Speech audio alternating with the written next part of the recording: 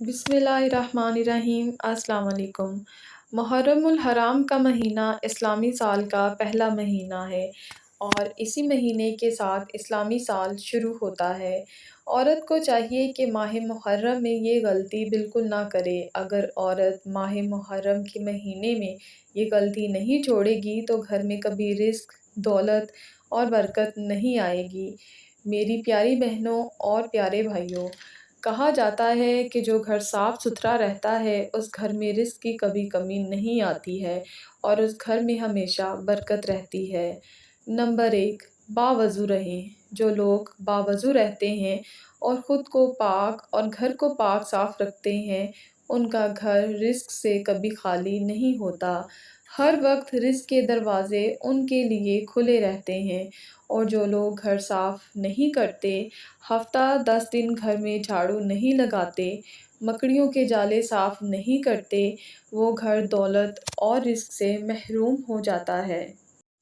Number 2, झाड़ू लगाते वक्त सर को नंगा मत रखें, इससे घर में बेबरकती आती है। और अक्सर ख़वातीन सफाइयाँ करते हुए घर में म्यूज़िक लगा लेती हैं, तो ये गलती कभी ना करें, क्योंकि इससे भी घर में रिज़्क नहीं आता। ख़ास तौर पर माह मुहर्रम में तो ये गलती बिल्कुल ना करें, क्योंकि ये बहुत बरक़ात वाला महीना है।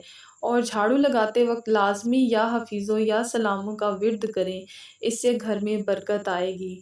नंबर 3, नंगे सर खाना बनाने से भी बेबरकती आती है। औरतों को चाहिए कि खाना बनाते वक्त अपने सरों को ढाँप कर रखें और बर्तन धोते वक्त भी सर को ढाँपें।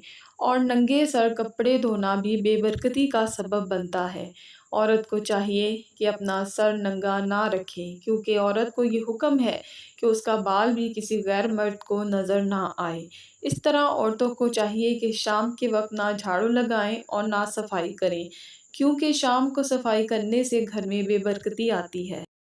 नंबर 4, एक और काम जो कहा जाता है वो कूड़ा करकट को एक कोने में जमा करना है। ये काम भी घर में बेबरकती लाता है। नंबर 5, इस तरह से घर के अंदर मकड़ी के जालों को साफ़ ना करना भी बेबरकती लाता है। याद रहे कि मकड़ी के जाले घरों की वीरानी को ज़ाहिर करते हैं और यूँ उनको छोड़ना गुर्बत के आने का सबब होता है। इसलिए घरों में मकड़ी के जाले नहीं छोड़ने चाहिए। नंबर 6, नाखून को दांतों से काटना भी बुरी आदत है और इसके बारे में ये कहा गया है कि ऐसा करने से घर में बेबरकती और गुर्बत आती है। नंबर 7, टूटे हुए बर्तन को इस्तेमाल करना भी दुरुस्त नहीं। याद रहे कि टूटे हुए बर्तन में खाना खाने से घर में गुर्बत आने का सबब बनता है। इसलिए जो बर्तन टूट जाएं या जिनमें दरारें पड़ जाएं, उन बर्तनों को फेंक दें। मज़ीद अच्छी वीडियोज़ के लिए हमारे चैनल उर्दू वॉइस को सब्सक्राइब करें। शुक्रिया।